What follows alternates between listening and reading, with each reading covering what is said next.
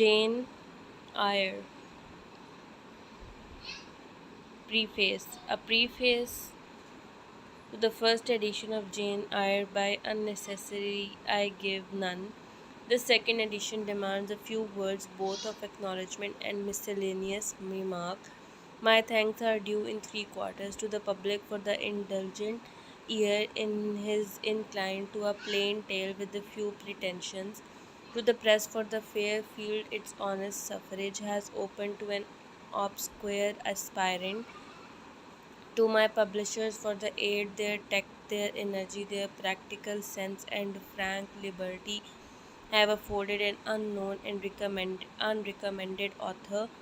The press and the public are but wage personifications for me, and I must thank them in the wage terms. But my publishers and definite are definite, so are certain generous critics who have encouraged me as only large hearted and high minded men know how to encourage a struggling stranger. For to them, that is, to my publishers and the select reviewers, I say cordially, gentlemen, I thank you from my heart.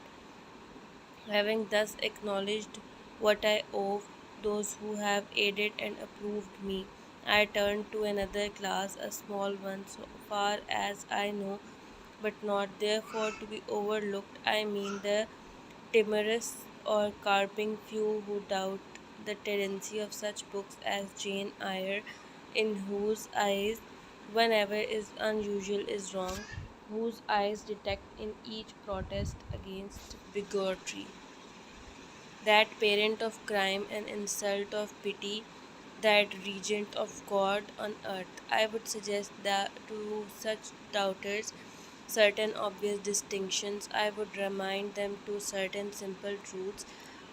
Conventionally, it's not morality, self righteous is not religion. To attack the first is not to assail to the last, to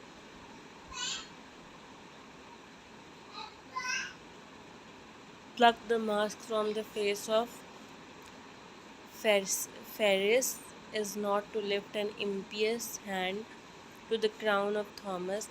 These things and deeds are diametrically opposed. They are as distinct as is vice from virtue.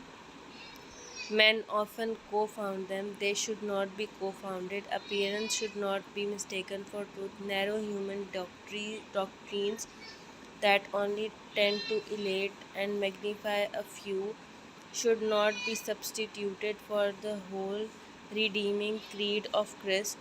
There is, I repeated, a difference, and it is a good and not a bad action to mark broadly and clearly the line of separation between them.